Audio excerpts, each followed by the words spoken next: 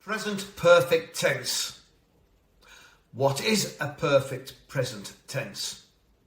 The present perfect is formed from the present tense of the verb have and the past participle of a verb.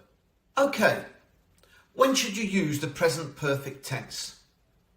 Well, when there is a connection between the present and the past. Think of it like time travel, connecting the present and the past.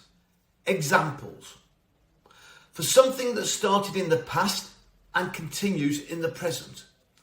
I have supported Aston Villa Football Club for nearly 65 years.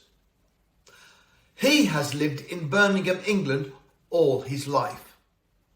We also use the present perfect when we are talking about an experience from the past up to the present.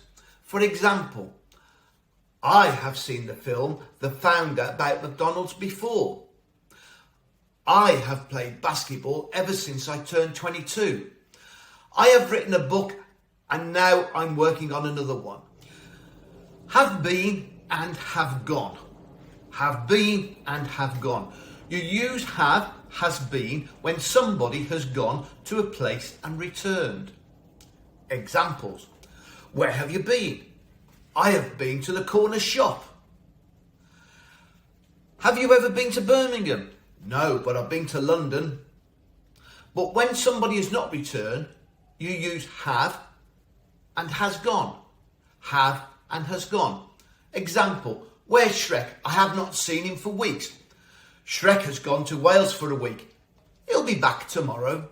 Well, I hope you've enjoyed that short overview of perfect present and that you've gained some insight into that particular tense.